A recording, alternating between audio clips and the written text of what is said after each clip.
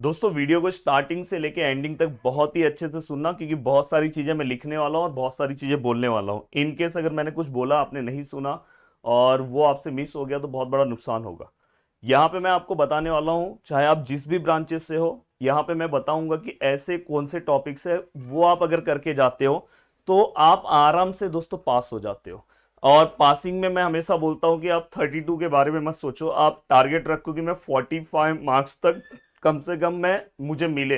तो 45 में अगर एक दो क्वेश्चन अगर रॉन्ग होते हैं तो भी आप आराम से 32 पे पहुंच जाते हो। तो चलते हैं दोस्तों, वन बाय वन चीजों को स्टार्ट करते हैं। देखो मैं सबसे पहले अगर मैं बात करूं, हर ब्रांच के बारे में मैं बात करने वाला हूं। अब देखो मैं यहाँ पे अगर मैं कॉम्स, आईटी, एआईएमएल, चलो बाकी लोग भी समझ जाओ, जिनको स्टैटिस्टिक्स है और जिनको प्रोबेबिलिटी है, प्लीज बाकी के ब्रांच वाले थोड़ा सा वीडियो आगे कर ले। जिनको स्टैटिस्टिक्स और प्रोबेबिलिटी है उनको सबसे पहले बस कौन से क्वेश्चन पे फोकस करना चाहिए। अगर बस आपको पास होना है तो पहले आप स्टैटिस्टिक्स एंड प्रोबेबिलिटी पे जाओ। सबसे पहला पार्ट आप प्रोबेबिलिटी डन करो दोस्तों। प्रोबेबिलिटी, ये याद रखना, प्रोबेबिलिटी के अंदर बस जो बता रहा हूं वो बस आप स्ट्रेट फॉरवर्ड लास्ट क्वेश्चन बस उसके ऊपर फोकस करो। देखो इसमें एक डिस्क्रीट रैंडम वेरिएबल और कंटिन्यूअस रैंडम वेरिएबल और मूवमेंट, जिसमें से अगर इन केस अगर आपको मूवमेंट पर, मैं बोल रहा हूँ कि भाई मेरे लेक्चर्स देख लो, मूवमेंट समझ में आ जाएगा। मूवमेंट का बस एक सम, और देखो कंटिन्यूअस वाला ये वाले टाइप का सम, देखो ये वाला टाइप ऐसे 0 to 1 दिया होगा तो समझ आना ये कंटिन्यूअस है और ये टेबुलर फॉर्म में बना रहता है इस तरह से। तो ये तीनों टाइप्स के बस एक एक सम सॉल्व करो, और इसमें मीन के, मीन और वेरिएंस, बस ये तीन क्वेश्चन अगर आप करोगे ना, इसमें से दो फिक्स है, मतलब यहीं पे आप 12 मार्क्स स्कोर कर दोगे। यहीं पे आपका हो गया। अब नेक्स्ट है स्टैटिस्टिक्स। देखो सबसे पहले आपको यही लेसन करना चाहिए प्रोबेबिलिटी में। अगर आप देखोगे तो, और देखो मैं एक और सजेशन आपको देना चाहता हूं कि आप बहुत अच्छे से आप अपनी चीजों को कवर कर सकते हो। साथ में यहां पे दूसरा है स्टैटिस्टिक्स। स्टैटिस्टिक्स के अंदर आपको क्या करना है, इसके अंदर कुछ क्वेश्चंस मैं बता रहा हूं। देखो सबसे पहले ना फिटिंग ऑफ कॉ में आओ। फिटिंग ऑफ कॉल जो लास्ट वीडियो इसका रहेगा उसमें दो क्वेश्चन आप सॉल्व करना, स्ट्रेट लाइन एंड पैराबोला दोनों सॉल्व करना, बहुत सिंपल है। देन रिग्रेशन के अंदर दोस्तों एक इक्वेशन वाला सम है, जैसे ऐसे 5x9y, ऐसा इक्वेशन वाला सम है जो आपको मेरे वीडियोस में मिलेगा। मैं बार बार बोल रहा हूँ कि 499 में क्रैश कोर्स वाला भी अगर आप वीडियो ले लेते हो तो उसके अंदर ये सब आप जल्दी जल्दी रिवाइज कर सकते हो। बट अगर आपसे पॉसिबल है तो आप 499 वाला जो क्रैश कोर्स है उसकी जगह आप crash course plus detail lectures ले लोगे, जो रिकॉर्डेड फॉर्म में आपको मिल रहा है दोस्तों 999 में। जिससे आपके लिए एक बेनिफिट क्या हो जाएगा पता है, आप पूरी तरह से इसके अंदर डिटेल लेक्चर्स भी आपको मिल जाएंगे, जिससे आप नोट से बहुत सारी चीजें रिवाइज कर लोगे और आपके लिए बहुत अच्छा हो जाएगा। तो यहाँ पे ये आप ये वाला सम सॉल्व कर लो। इसमें रिग्रेशन में एक और रहेगा, टेबुलर फॉर्म वाला सम है जो हम मोस्टली स्ट्रेट लाइन वाले क्वेश्चन से सॉल्व करते हैं। तो मतलब समझ जाओ दो क्वेश्चन ये हो गए और ये दो क्वेश्चन हो गए, ये आपको सॉल्व करना ही है। एंड दोस्तों इसके बाद आप रैंक वाले क्वेश्चन जिसमें नॉन रिपीटेड और रिपीटेड दोनों करना होगा, तो दो सम ये हो गए।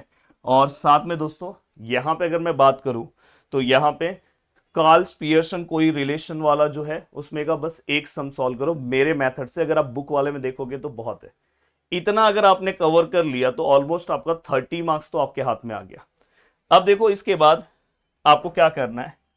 अब देखो यहां पे ध्यान से, अब देखो ऑल ब्रांचेस को बता रहा हूं। यहां पे इसके बाद फोरियर में देखो ये सभी ब्रांचेस को है फोरियर। तो फोरियर के अंदर आपको किस पे, बस पासिंग के लिए किस पे फोकस करना है। अगर जो चीजें मैं बता रहा हूं ये हो सकता है कि आपको 50+ मार्क्स देके चले जाए।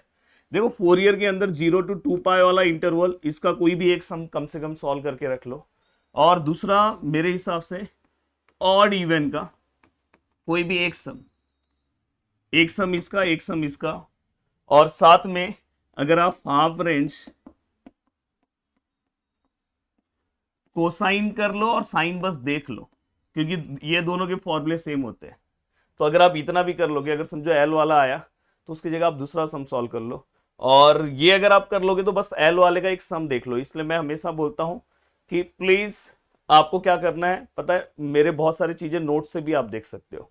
तो इसलिए ये जो कोर्स है आपको बहुत ज्यादा हेल्प करेगा दोस्तों, जो अवेलेबल है हर ब्रांचेस के लिए। तो नोट से भी आप बहुत सारी, और बहुत अच्छे से मैंने फोरियर 2.5 घंटे में पूरा फोरियर खत्म किया। तो फोरियर अगर आप कर लोगे तो बहुत अच्छा है, बट कुछ नहीं हो रहा तो इसमें के एक एक सम सॉल्व कर लो। सर सम कौन सा लूँ? तो जो मैंने रिसेंट ईयर के क्वेश्चंस उसमें सॉल्व करा है वो आपको सॉल्व करना चाहिए। अब देखो दोस्तों, जस्ट ये पासिंग के लिए, अगर आपसे कुछ नहीं हो रहा है तो कम से कम ये तो सॉल्व करके जाओ, तो आपको बहुत सारी चीजें समझ में आ जाएगी। अब देखो दोस्तों, कॉम्प्लेक्स वेरिएबल में स्ट्रेट फॉरवर्ड बता रहा हूं, बस उतना ही सॉल्व करो। एक है दोस्तों, सबसे पहले कांस्टेंट डिटरमाइन करने के लिए आप बुक ओपन करोगे ना, आपको सम दिखाई देगा, उसमें का एक सम सॉल्व कर लेना, बहुत इजी सम है। कांस्टेंट डिटरमाइन करने के बाद दोस्तों, आप पता है ये देखो u, बस आपने इसके अंदर ऑर्थोगोनल ट्रेजेक्टरीज करो, ऑर्थोगोनल ट्रेजेक्टरीज, और इन केस अगर आपसे u प्लस v वाला हो रहा है तो अच्छी बात है, नहीं तो कम से कम बस ये दो सम सॉल्व करो। और बस एक चाहिए तो u और v वाला बस कर लो, u is given and v, u plus v वाले हैवी सम नहीं आ रहे, कोई दिक्कत नहीं है, इतना कर लो बस। और अगर चाहिए तो एक आध सम हार्मोनिक वाला बस देख लो। तो 3 से 4 सम बस इसमें करना है, इसमें 3 सम दिया हूं, उसमें 3 सम। अब इनवर्स ऑफ लैप्लास पे आपका ज्यादा फोकस होना चाहिए। इनवर्स ऑफ लैप्लास में आपको पार्शियल करना है, 3 सम है पार्शियल में, तीनों करना है। और कॉन्वोल्यूशन अगर आपसे होता है तो अच्छी बात है, नहीं तो बस पार्शियल करो अगर आपसे कॉन्वोल्यूशन नहीं हो रहा है। और इसके बाद दोस्तों, अगर ये भी आपने कर लिया, अब लैप्लास पे आओ।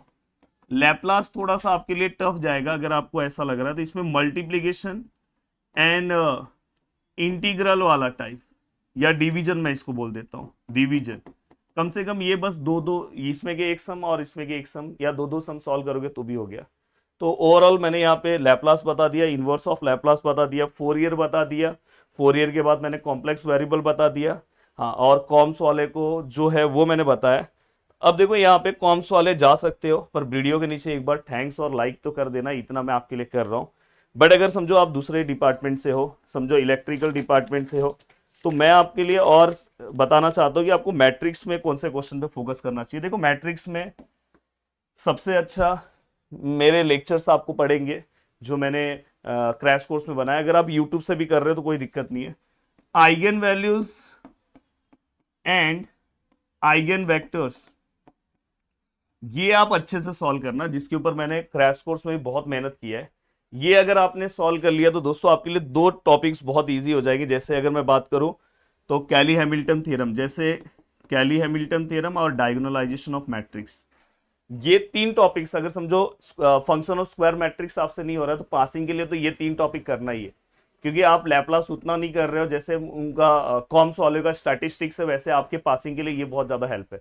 और आप बहुत अच्छा इसमें प्रैक्टिस कर सकते हो, बस कैलसी से थोड़ा बहुत मेहनत करना है आराम से। ये बस इसके आप 2 सम सॉल्व कर लो, इसका एक सम और इसका भी एक सम, तो मतलब ऑलमोस्ट बोला जाए 4 सम में आपका ये पूरे लेसन का कुछ नहीं तो दोस्तों 15 मार्क्स तो आपके हाथ में। अब ये होने के बाद दोस्तों अब आपका जो लास्ट लेसन है, ये तो इलेक्ट्रिकल को भी है, मैकेनिकल को भी ये हो गया।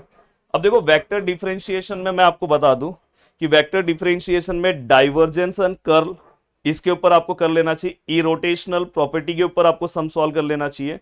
और मेरा एक सजेशन है कि आपको अगर समझो आप ग्रीन थ्योरम, स्टोक्स थ्योरम अगर आप सॉल्व कर पा रहे हो तो अच्छी बात है, नहीं कर पा रहे हो तो कोई इतना बहुत बड़ा आपको टेंशन लेने की जरूरत नहीं है। कर पा रहे हो तो करो, नहीं तो बस मैं तो बोलूंगा इरोटेशनल, डाइवर्जेंस, कर्ल, और वहां पे डायरेक्टिव डेरिवेटिव, डायरेक्शनल डेरिवेटिव, बस वो 4 सम सॉल्व करो, आपका काम हो जाएगा। एंड दोस्तों अगर आप मैकेनिकल से हो, मैकेनिकल में आपको पीडीई का पार्ट है, न्यूमेरिकल फॉर पीडीई, तो जिसके अंदर मेरा सजेशन है कि एक वो बहुत ही टफ आपको लगेगा स्ट्रिंग ये सब, तो स्ट्रिंग ये सब आप लास्ट टाइम में मत करने जाओ, वैसे तो मैंने कराया है। आप बस क्रैंक निकोल्सन मेथड करो और बेंडर स्मिथ मेथड करो बस। और एक बार भाई उस मेथड को आप देख लो, जो मैंने क्रैश कोर्स में भी वीडियोस अवेलेबल करा दिए आपके, और बस पढ़ना स्टार्ट कर दो। बस अगर आप इतना कर लेते हो तो मेरे को ऐसा लग रहा है कि आप 60 तक आराम से पहुंच जाओगे, मतलब 50 तक तो मैं बोल रहा हूँ कि आराम से आप पहुंच ही जाओगे 50 तक। बट आपको मैं 50 तक इसलिए पहुंचा रहा हूँ क्योंकि अपने को अगर पासिंग 32 है दोस्तों, तो कम से कम अपने को यहाँ तक तो पहुंचना होगा। वीडियो को देखने के लिए दिल से थैंक यू सो मच दोस्तों, मिलते हैं नेक्स्ट वीडियो में, बाय बाय, टेक केयर, जय हिंद दोस्तों।